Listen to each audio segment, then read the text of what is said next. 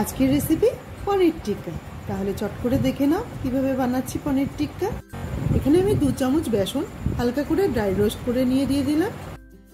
এখানে নিয়েছি 4 চামচ টক দই, জলটা ঝরিয়ে নিয়েছি।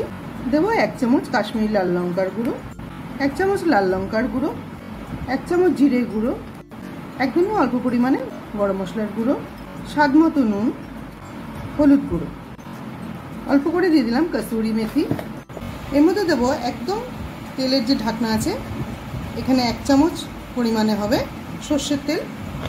এখানে হাফ ইঞ্চি আদা বাটা আছে আর 4 কোয়া রসুন বেটে নিয়েছি, দিয়ে দেবো। হাফ পাতিলেবুর রস নিয়েছি, দিয়ে দিলাম। সব উপকরণের সঙ্গে খুব ভালো করে ফেটিয়ে নিতে হবে। কয়েকদিন আগে আমি বানিয়েছি আলু পনিরের স্প্রিং রোল, উপরের আই কার্ডে দেওয়া থাকবে, তোমরা চাইলে গিয়ে অবশ্যই দেখে এসো। খুব মজার একটা রেসিপি। খুব ভালো করে সব উপকরণের সঙ্গে আমি মাখিয়ে নিলাম। এবার এর মধ্যে দিয়ে দেবো আমি ক্যাপসিকাম, বড় করে রাখা পেঁয়াজ ও টমেটো। পনিরগুলোকেও আমি একটু বড় বড় করে সাইজের কেটে নিয়েছি। সব মশলার সাথে সব উপকরণগুলো আরও একবার ভালো করে মাখিয়ে নেব।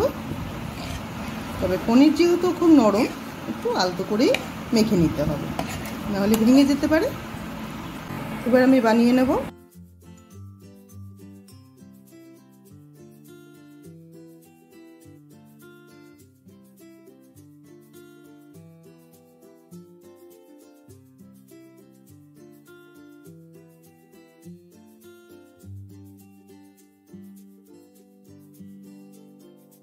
এইভাবে আমি প্রতিটা বানিয়ে নেব।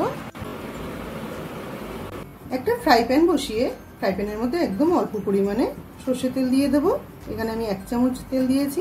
তেলটা গরম হয়ে গেছে, টিক্কাগুলো আমি এবার দিয়ে দেবো।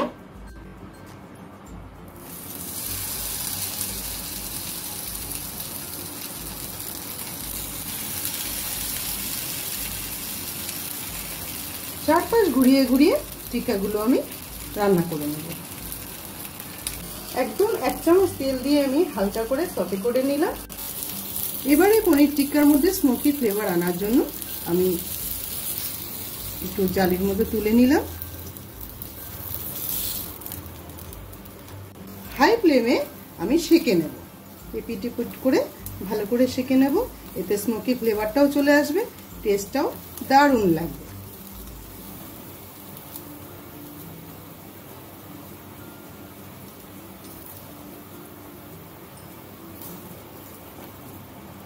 তৈরি হয়ে গেল পনির টিক্কা। খুবই সহজভাবে তৈরি হয়ে যায়। এবার আমি সার্ভ করব। তৈরি হয়ে গেল খুবই অল্প সময়ে পনির টিক্কা রেসিপি। ভিডিওটা কেমন লাগলো অবশ্যই আমাকে একটা কমেন্টে জানিও। ভিডিওটা ভালো লাগলে একটা লাইক করে দিও। তুমি যদি আমার চ্যানেলে নতুন বন্ধু হয়ে থাকো তাহলে একটা সাবস্ক্রাইব করে দিও।